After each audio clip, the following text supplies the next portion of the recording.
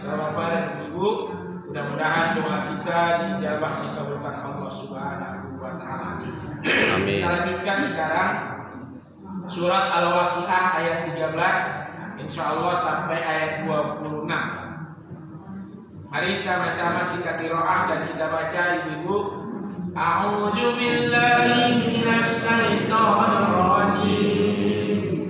Bismillahirrahmanirrahim. Sullatun minal awwalin wa qalilun minal akhirin. Ala sururin mawdunah muttaqina 'alaiha mutaqabilin. Yatufu 'alaihim wildanun mukhalladun bi a'wabin wa abariqa wa ka'sin min ma'in la yusaddauna 'anha wa la yunzifun wa fakihatin mimma yatakhayyarun wa lahmi tayrin mimma yashtahun wa hurun 'ain ka'amsalil lu'lu'il maknun jazaa'an bima kanu ya'malun la yasma'una fiha lagwan wa la ta'thima illa qilan salaman salaman. Sampai 26 dulu Pak. Illa qilan salaman salaman. Terima kasih Bapak dan Ibu hadirin yang dirahmati yang dimuliakan Allah. Sebelumnya kita dari ayat 1 sampai ayat 12, mereka itu orang-orang yang dekat, ulaikal muqarrabun fi jannatin na'im, berada dalam surga yang penuh kenikmatan. Pada taklim yang lalu kalau saya tidak salah, saya sampaikan bahwa manusia ini ada 5 kelompok. Ada kelompok yang namanya ghafilin, orang-orang yang lalai. Orang-orang lalai ini punya hati tapi hatinya nggak mau memahami ayat Allah, punya pendengarannya tuli mendengarkan yang baik-baik, punya penglihatannya cenderung kepada yang buruk. Ulaika kal an'am, mereka sama seperti hewan, balhum adall, mereka itu bisa lebih rendah daripada hewan. Ulaika humul ghafilin, ini orang-orang yang lalai. Na'udzubillah min dzalik. Kita kadang-kadang juga suka lupa diri, lupa daratan, lupa kita bakal mati. Tuh, kadang-kadang. Tapi insya Allah kita bisa juga masuk kepada kelompok 2. Zikrullah, orang yang senantiasa mengingat Allah. Kadang-kadang kita ingat, kadang-kadang enggak. Banyakan mana, kadang-kadang banyakan lupanya. Ya. Kemudian ada kelompok yang ini, ulaikal muqarrabun, orang-orang yang mendekatkan diri. Mendekatkan diri dengan ibadah, dengan sholat, dengan tilawatil Quran. Kayak kita ini tilawah bukan qiraah, tilawatil Quran, dengan berzikir, termasuk dengan kurban besok. Kurban itu dari kata qarraba yuqarribu qarriban. Orang-orang ini disebut namanya muqarrabin. Jadi dilakukan dalam rangka mendekatkan diri kepada Allah. Dia korbankan hartanya, dia relakan hartanya untuk berkorban, untuk mendekatkan diri kepada Allah. Tuh. Baru ada orang-orang di atas ini udah keren banget nih kalau udah muqarrabin. Tuh. Mereka itu berada dalam surga yang penuh kenikmatan. Di atas ini ada namanya orang-orang rifatullah yang sudah kenal dengan Allah. Kalau udah kenal kan udah enak Pak, namanya udah kenal. Kalau udah kenal itu dari mana sih? Iya, orang udah dekat. Kalau belum kenal, belum bisa itu colak-colak. Kalau udah kenal, kadang-kadang makanannya nggak pakai diminta aja, dikasih. Yang di atas itu ada namanya orang-orang yang cinta kepada Allah, mahabbah ilallah, cinta kepada Allah. Itulah Ibrahim disebut Khalilullah, saking cintanya kepada Allah, apapun Ibrahim rela mengorbankannya.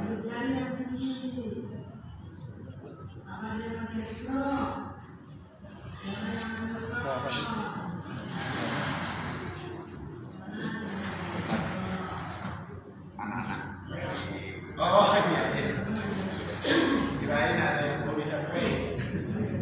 Baik, Bapak dan Ibu, kita lanjut. Fi jannatin na'im, berada dalam surga yang penuh kenikmatan. Sullatun minal awwalin, segolongan besar dari orang-orang terdahulu. Segolongan besar dari orang-orang terdahulu, mulai dari Nabi Adam, umatnya Nabi Adam, yang taat, yang iman, sampai kepada umatnya Rasulullah SAW yang bertemu dengan Rasulullah. Ini disebut namanya orang-orang awwalin, orang-orang terdahulu. As-sabiqun as-sabiqun.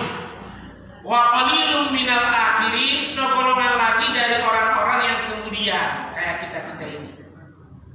Mudah-mudahan kita walaupun nanti golongan kecil tapi kita ikut di dalamnya. Gak apa-apa partainya kecil, yang penting benar. Daripada partai besar tapi gak benar. Jadi ini golongan kecil. Wa qalilun minal akhirin. Ini kelompok atau golongan atau partai kecil, tapi nanti dimasukkan ke surga. Ala sururim maudunah. Mereka berada di atas dipan-dipan yang bertahtakan emas. Baik Bapak-bapak saudara-saudara sekalian, jadi ada 3 golongan Pak ya.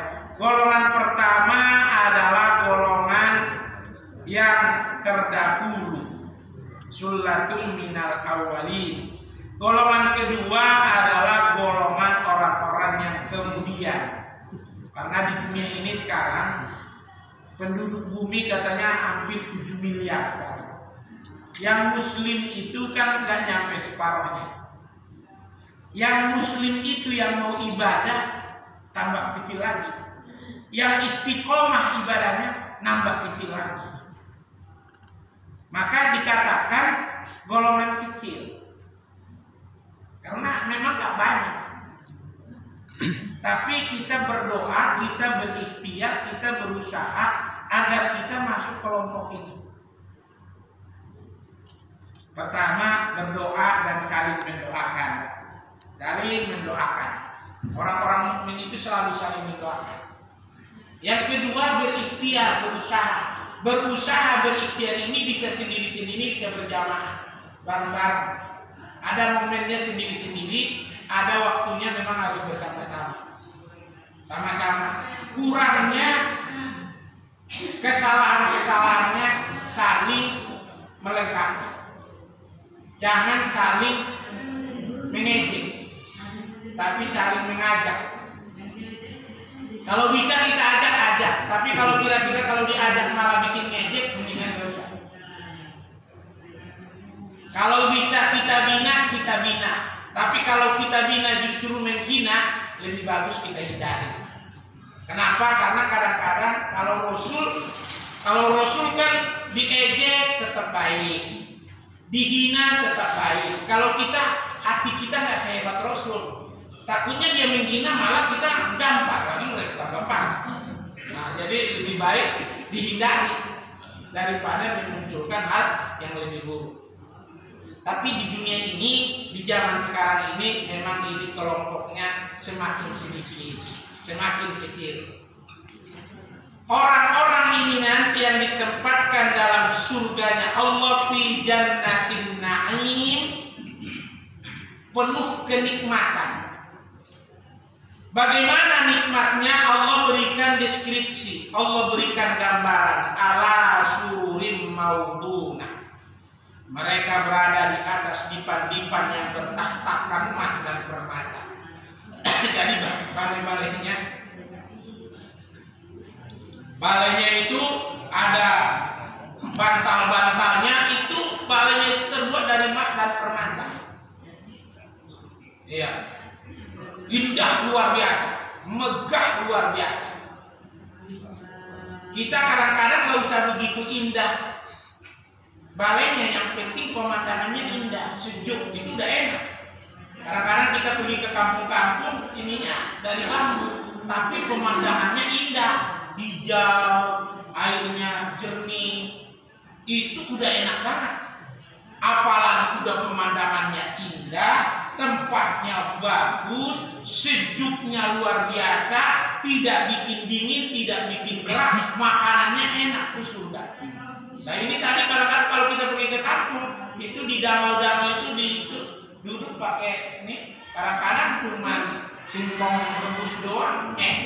Kenapa? Karena suasananya enak, indah. Tuh, ini gambarannya seperti itu.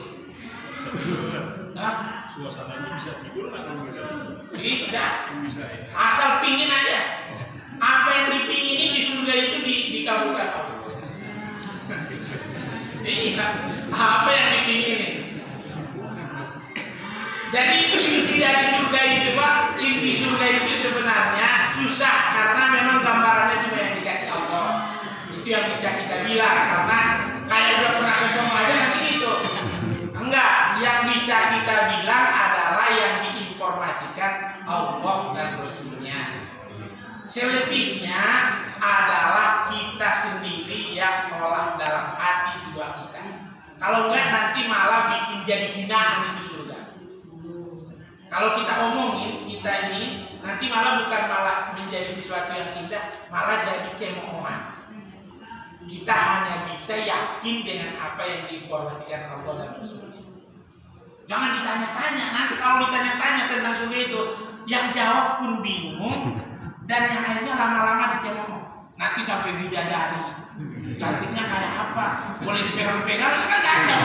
Jadi kayaknya jadi jelek malah, jadi buruk jadi. Nah itu, jadi nggak boleh. Itu ada pakem-pakem tertentu memang. Tuh. Nanti malah jadi berpikirnya itu bukannya berpikir jernih, berpikirnya cara penghuni neraka. Tapi yang diomongi surga. Tapi cara otaknya, bicaranya nanti kita malah cara bicara penghuni neraka. Makanya beda antara penghuni surga dan penghuni neraka itu. Nanti kita lihat ke bawahnya. Mereka bersandar di atasnya, di atas dipan-dipan itu berhadap-hadapan. Artinya saling menghargai. Berhadap-hadapan ini saling menghargai, saling menghormati, berbincang bukan saling membelakangi. Yatufu alaihim wildanun mukhalladun. Wildan itu pemuda-pemuda remaja. Mereka dikelilingi oleh anak-anak muda yang tetap muda, mukhalladun. Jadi nggak tua-tua. Karena di sana yang dipandang itu yang indah-indah. Nah, indah-indah, nggak tua-tua. Jadi nggak ada yang bikin kita pandangnya itu jadi ada pikiran nggak baik. Yang ada pikiran bagus. Karena di sana semua bagus. Otak kita juga bagus, hati kita bagus. Kalau yang otaknya Victor tuh, pikiran nggak cocok di surga, nggak cocok di surga. Jadi harus pikirannya yang memang jernih, hatinya bersih, jiwanya bening tuh. Anak-anak mudanya itu jadi pandangannya juga. Karena kadang-kadang apa sih yang bikin pandangan kita ini buruk? Karena diawali dengan pikiran dan hati yang buruk. Itu hati-hati. Makanya dari dunia harus kita mulai berusaha, berikhtiar, berdoa, membuat karakteristik penghuni surga pada diri kita. Jadi sifat-sifat itu kita munculkan dari dunia, dilatih. Kalau ngomongannya yang salam qaulan mir rabbir rahim. Omongan yang salam, yang damai. Bukan yang provokatif, bukan yang menghina, bukan yang menfitnah tuh. Omongannya yang damai. Kemudian pandangannya juga begitu. Mungkin kita masih tahap latihan dan latihan kita mungkin masih level bawah. Tapi nggak apa-apa, kita terus berlatih. Kita terus berlatih, kita terus pelan-pelan. Jangan diperturutkan hawa nafsu. Tuh. Bi'awabi wa abari wa ka'sim min ma'in. Anak-anak muda itu, remaja-remaja yang tampan-tampan, yang gagah, yang ganteng-ganteng itu, mereka membawa gelas, tempat air, tempat minum sloppy yang berisi minuman yang diambil dari air yang mengalir. Tuh. Air yang mengalir itu tanda keindahan, tanda kejernihan, tanda kebagusan. Tandanya itu pokoknya jangan dianuin. Ayo repot dong, enggak repot. Kayak sungai dong gitu, nanti repot. Karena nggak bisa dibayangkan, bayangkan saja keindahannya. Jangan bayangkan seperti yang ya, karena pengalaman kita beda-beda. Ada dia melihat air yang mengalir, air terjun yang bening. Tapi ada orang dia nggak pernah melihat air yang begitu, yang dia lihat air got. Tentunya itu yang dia pikirkan, jadi nggak boleh. Maka harus kita pikirkan yang indah. Kalau cuma menurut apa yang kita alami, nggak cocok. Semua nggak cocok. Karena di sana itu jauh lebih. Jadi begitu juga tadi dengan yang lainnya. Nggak bisa dikonversikan, dibandingkan dengan kehidupan dunia. Selalu bandingkan jauh lebih indah, lebih baik, lebih sempurna. Kalau kita banding-bandingkan nanti otak kita nggak cukup. Yang ada nanti malah jadi nggak sempurna. Yang tadinya indah malah jadi nggak indah. La yusaddauna anha wa la yunzifun. Mereka tidak pusing. Jadi apa yang namanya ini? Yusaddauna itu pening. Nggak ada di sana pikiran yang kusut, kalut. Ini bagaimana ya? Nggak ada. Makanya dari sekarang kita coba tuh melatih pikiran itu selalu yang bagus. Nah, itu apa? Atau orang sekarang namanya selalu berpositif thinking. Kalau selalu berpositif thinking, maka energinya juga energi positif. Tapi kalau sering berpikir negatif, energinya energi negatif juga. Dalam ajaran agama kita namanya husnuzon. Apapun yang dia lihat, itu dia anggap baik. Apapun yang dia dengar, itu untuk kebaikan. Dia itu memang nggak mudah itu. Perlu latihan yang luar biasa. Kadang-kadang kalau kita ketemu kiai-kiai, ulama-ulama begitu. Waduh, gini gawat. Nggak apa-apa, kata dia. Kiai-kiai itu kadang-kadang kita udah ramai. Gini kiai, ini gimana ya? Nggak apa-apa, sabar aja. Kadang-kadang gitu omongan mereka. Kita yang kadang-kadang, lah ini gimana? Kita gregetan. Tapi memang dia memang udah terlatih. Enggak berubah-ubah, beda sama kita. Kadang-kadang hal kecil aja justru kita nambahinnya lebih heboh. Bukannya tambah kecil malah tambah kacau. Model kita. Tapi ulama-ulama itu mereka itu memang gak cepat ngambil pusing. Karena mereka selalu berpikir ada hal baik di sini. Ada hal baik di sini. Begitulah model penghuni surga itu. Jadi mereka itu nggak pusing, nggak gelisah, nggak risau, nggak galau kata orang sekarang. Jadi yang sering-sering galau, mulai sekarang diobat-obatin biar cocok jadi penghuni surga.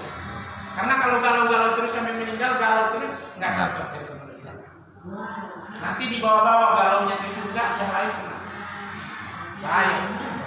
La yusaddauna anha, mereka tidak ada rasa pening darinya, dari apapun yang mereka hadapi di sana. Yang dia lihat, yang dia tempati, yang dia nikmati, semua tidak bikin dia itu menjadi ini. Karena gak ada keinginan macam-macam. Wah, biar saya punya ini. Di dunia kan kadang-kadang itu yang bikin orang pusing. Dia udah duduk di atas sofa yang harga 5 juta.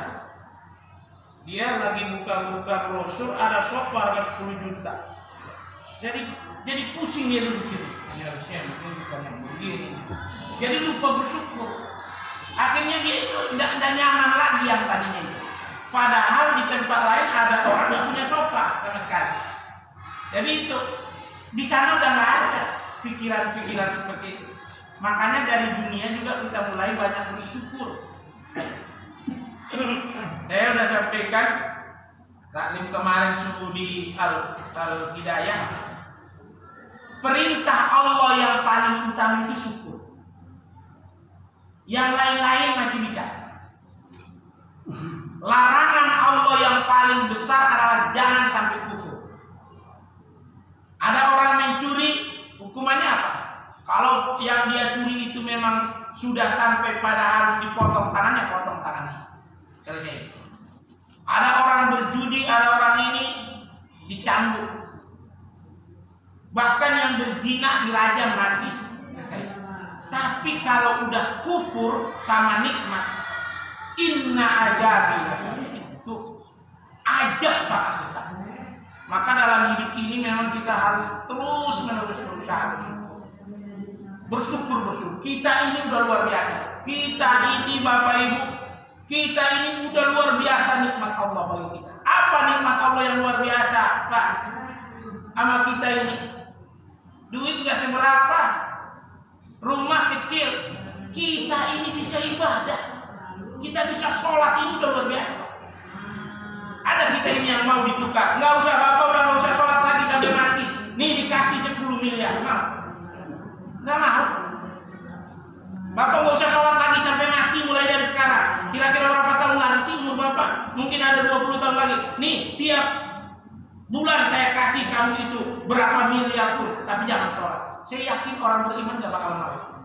Pasti mahal harga ibadah kita. Mahal. Bapak pindah rumah rumah besar, harganya triliunan, tapi jangan sholat, jangan baca Quran. Orang beriman gak bakalan mau, berarti ini buat harga luar biasa. Maka kita syukur alhamdulillah. Saya selalu bilang di mana-mana, apalagi kita bisa iktikaf, duduk di masjid begini, ya Allah ya biarkan. Orang lain banyak yang duitnya banyak, jabatannya tinggi, kagak pernah duduk di masjid. Kayaknya duduk di masjid udah kayak duduk di atas barak, ingin duduk pulang aja. Kita alhamdulillah betah. Selonjor ya selonjor, alhamdulillah. Nikmat, jadi tenang-tenang aja Pak. Daripada kita ini luar biasa.